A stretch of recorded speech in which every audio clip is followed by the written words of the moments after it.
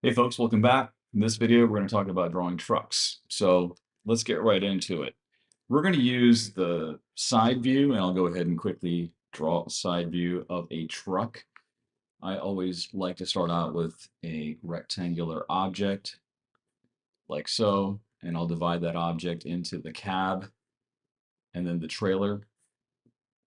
And then really you can use any type of reference you want to go ahead and make your truck. So I'm not really going to belabor that too much here. I'll just have some type of a grill, windshield.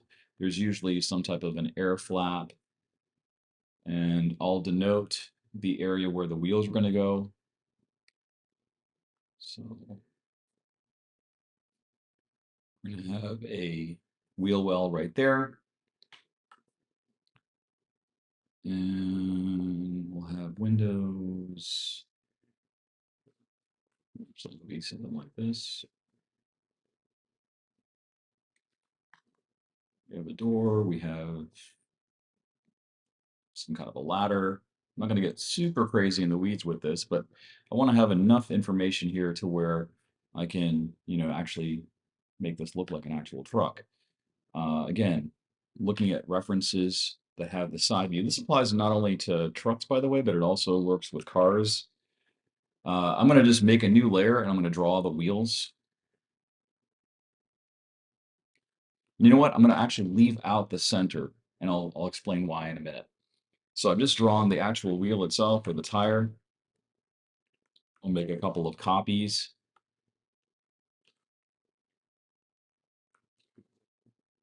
And I note that I need to extend the cabin. So I'll just go, or the trailer. So I'll just extend that out like so.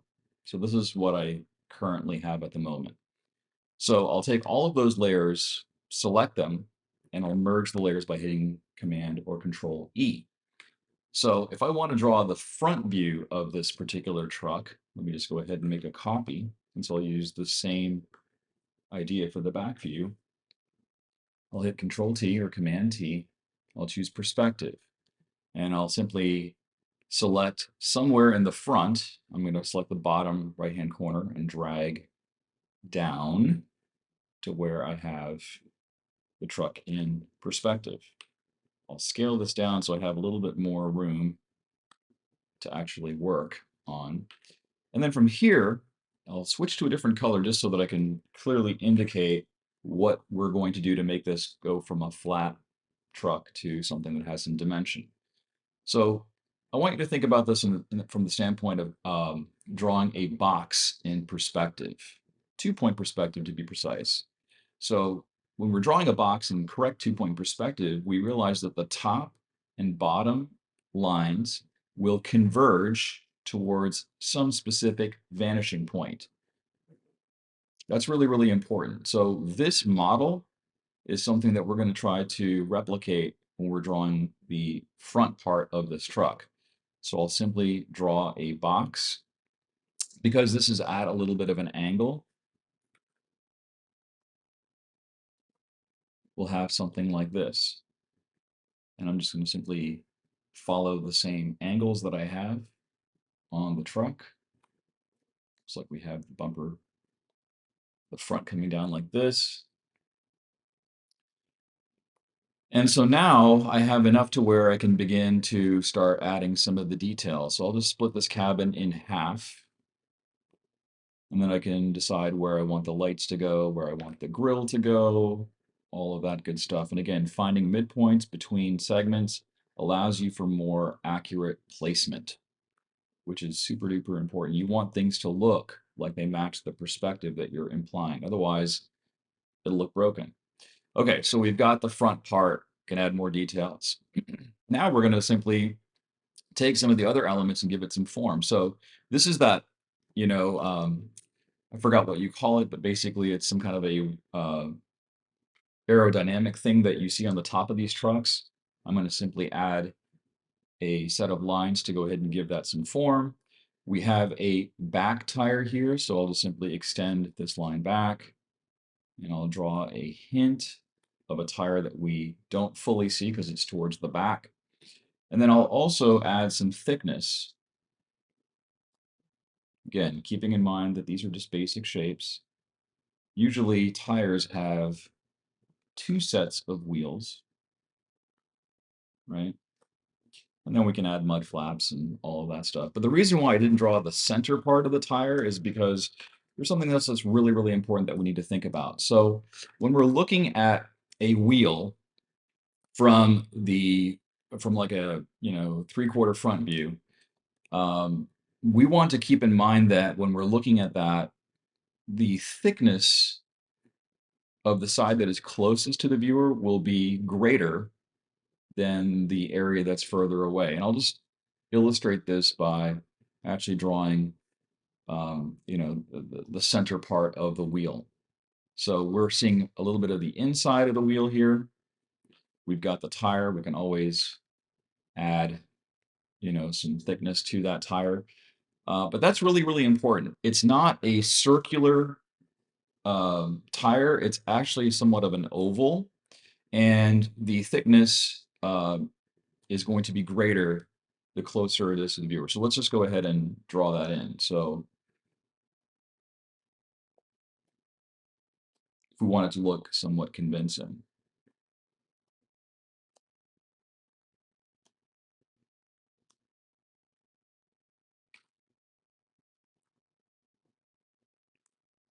There we go. And so now we've got a pretty well realized version of a 3/4 front view of a truck. Is this going to work in all cases? No, but if you're trying to do something very simple or basic, I think this definitely works in a pinch. So now let's apply the same concept here to drawing the back view of our truck. So I'll just go ahead and merge these guys together. I'll actually put them in a group folder, turn off the visibility.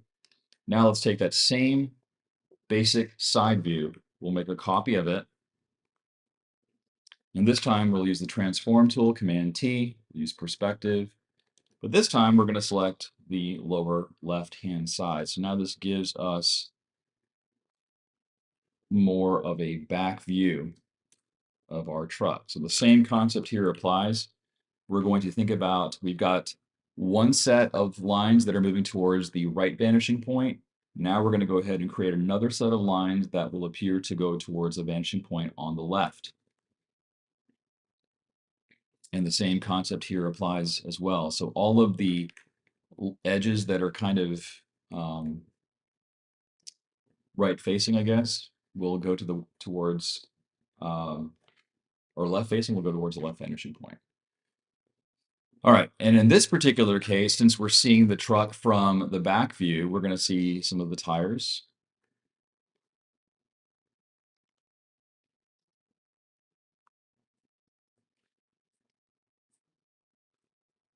And again, these are going to angle up because those lines are also going to go towards the same vanishing point.